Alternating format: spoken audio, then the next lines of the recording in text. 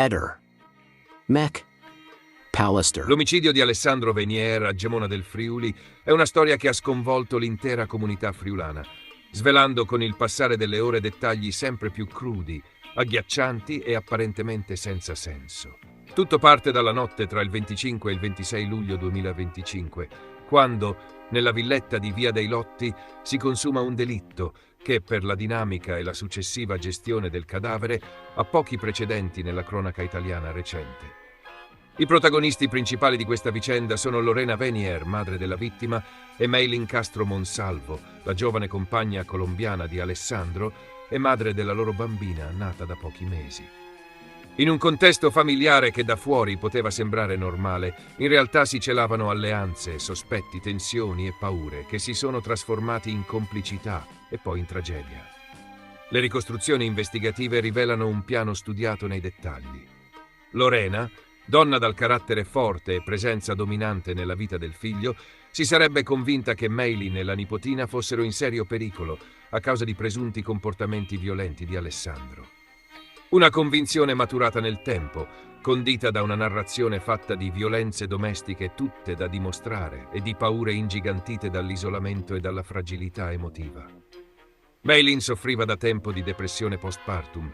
Era seguita dal centro di salute mentale, ma il suo malessere sembra essersi trasformato, agli occhi della suocera, nella certezza di una minaccia costante. La sera del delitto, Alessandro viene invitato a bere una limonata in cui Lorena avrebbe sciolto un narcotico. Il tentativo di stordirlo, però, non funziona come sperato. La madre decide allora di intervenire con 2 iniezioni di insulina, ma il figlio non soccombe. Si passa così al tentativo di soffocamento manuale, che però fallisce. E infine, secondo il racconto della stessa Lorena, sarebbe stata Meilin a stringere attorno al collo del compagno i lacci delle scarpe, portando così a termine l'omicidio. A questo punto la crudeltà della vicenda si amplifica. Il cadavere viene trascinato in garage, sezionato con un seghetto per la legna e nascosto in un bidone riempito di calce viva, acquistata online da Lorena nei giorni precedenti, come ulteriore prova di premeditazione. L'intenzione era quella di lasciare decomporre il corpo, per poi trasportarne i resti sulle montagne friulane e farli sparire per sempre. Nella villetta di Via dei Lotti, per quasi una settimana, madre e nuora convivono con il cadavere di Alessandro in garage. Una calma solo apparente, infranta il 31 luglio quando Meilin, forse sopraffatta dal senso di colpa o dalla paura, decide di chiamare il 112. La sua voce è rotta dall'angoscia mentre sussurra all'operatore che la suocera vuole uccidere suo figlio e chiede aiuto.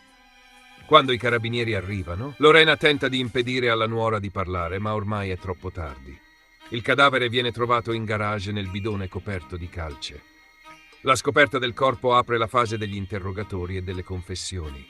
Lorena racconta tutto, si assume la responsabilità del gesto, insiste sul fatto di averlo fatto per proteggere Meilin e la nipotina.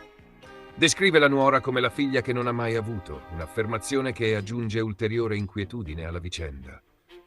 Meilin, dal canto suo, mostra lividi sulle braccia, che attribuisce direttamente alla suocera, e racconta di aver agito solo per paura e sotto coercizione. Mentre la sua difesa insiste sulla fragilità psicologica e sulle condizioni di estrema pressione vissute nei giorni precedenti il delitto. Gli elementi raccapriccianti non mancano. Le ricerche online sulle tecniche di occultamento dei cadaveri, il seghetto per la legna, la calce viva ordinata online, la pianificazione fredda e lucida di ogni passaggio del delitto, la neonata che dormiva in casa mentre tutto questo avveniva, il tentativo di creare una versione condivisa dei fatti tra suocera e nuora per presentarsi unite davanti agli inquirenti.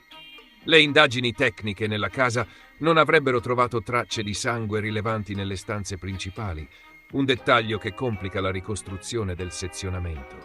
Nel frattempo è stato affidato l'incarico per l'autopsia, a cui parteciperà anche un consulente scelto dalla difesa. Le indagini scientifiche nella villetta proseguiranno per trovare conferme o smentite alle versioni fornite dalle 2 donne. Il giudice per le indagini preliminari ha convalidato gli arresti. Lorena è stata portata in carcere a Trieste, Meilin è stata trasferita in una struttura protetta a Venezia con la figlia. Restano ancora moltissime domande senza risposta. Era vero che Meilin fosse vittima di violenza?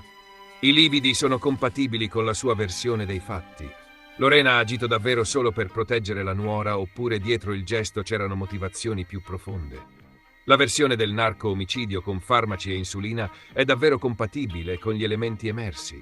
E soprattutto, quale sarà il destino della bambina rimasta improvvisamente senza genitori?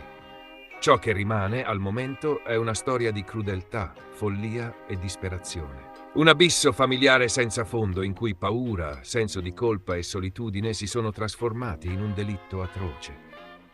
I prossimi sviluppi delle indagini, con l'autopsia e gli esami scientifici nella villetta, saranno decisivi per chiarire le responsabilità e ricostruire con precisione una vicenda che ha lasciato sgomenta non solo la comunità friulana, ma tutta l'opinione pubblica italiana. Ehi, non dimenticare di iscriverti a questo canale.